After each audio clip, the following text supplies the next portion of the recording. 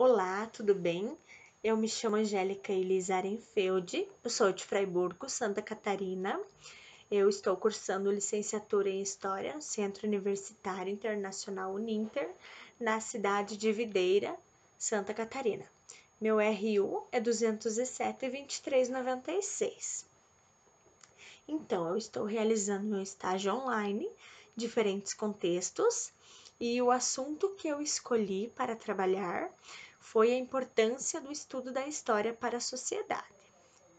Então, vamos começar com a seguinte pergunta: o que é a história? Então, a história, ela é uma ciência que está presente na vida do homem desde o começo dos tempos. Ela tem a finalidade de apurar os fatos mais importantes que ocorreram desde o começo da vida na Terra e que estuda a vida do homem através do tempo. O que os homens faziam, o que eles fizeram, o que eles sentiam ou pensavam. Então, a história ela é formada por homens, mulheres, crianças, ricos, pobres, reis, presidentes, governadores. Então, a história, ou também como podemos chamar conhecimento histórico, nos ajuda a entender e a compreender o desenvolvimento do homem e da sociedade. Então, esta ciência, ela tem grande importância na história da sociedade, porque é através dela que a gente pode conhecer e entender como foi a evolução do mundo, através do conhecimento dos homens. Conhecimento esse que permitiu que as mudanças fossem acontecendo, tanto no modo de vida quanto na transformação da sociedade.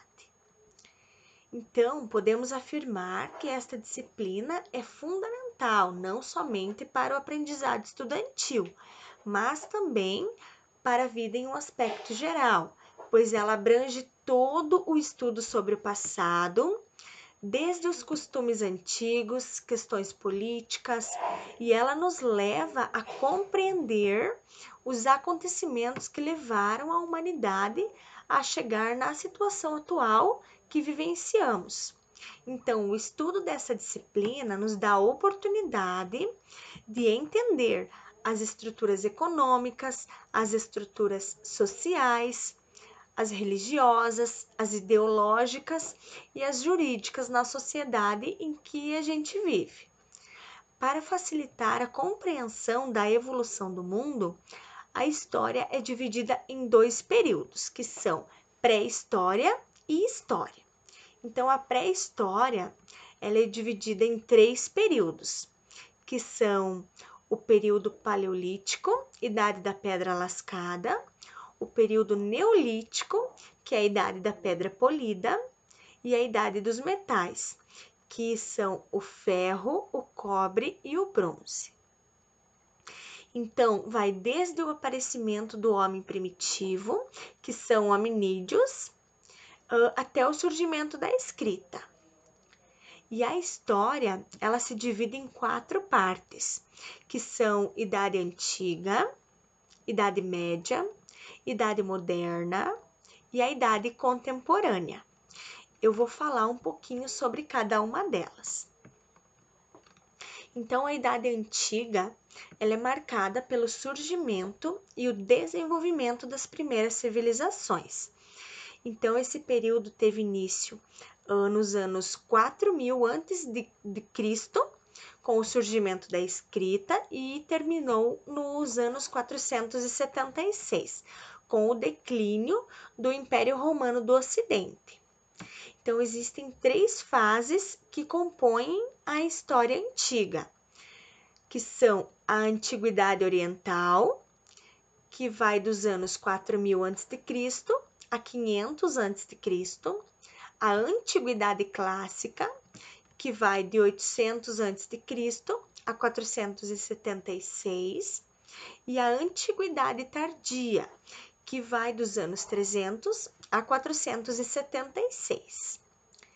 Entre as civilizações mais conhecidas da história antiga estão a civilização do Egito Antigo, a Mesopotâmica, o povo hebreu, os fenícios, os persas, os chineses, os hindus, os cretenses, os gregos, os macedônicos e os romanos.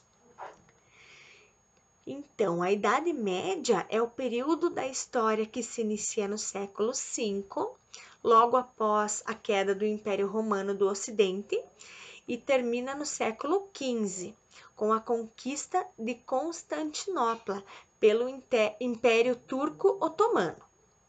Foi um período marcado pela conjunção da herança romana com a cultura dos povos bárbaros que invadiram o Império Romano. Então, a Idade Moderna, ela é o período que sucede à Idade Média e antecede a Idade Contemporânea.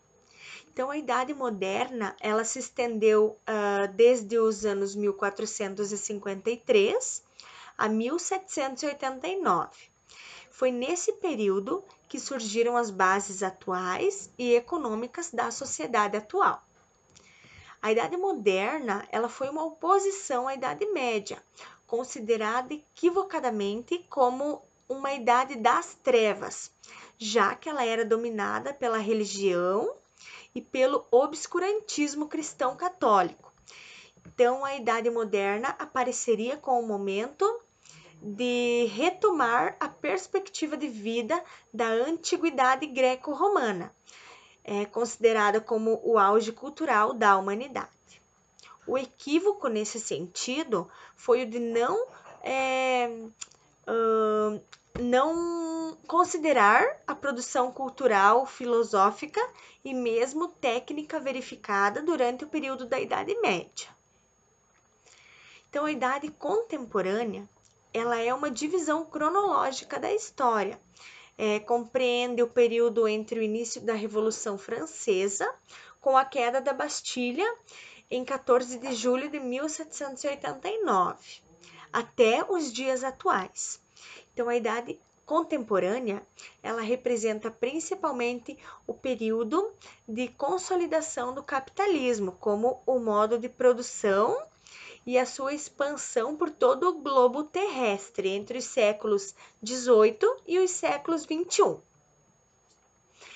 Então, a divisão da história ela é um método usado para separar a história da humanidade em períodos cronológicos, como características em comum. A historiografia ela utiliza critérios para dividir os períodos. Geralmente, esses critérios estão relacionados aos aspectos de cada época, como mudanças significativas da humanidade no âmbito cultural, político e social.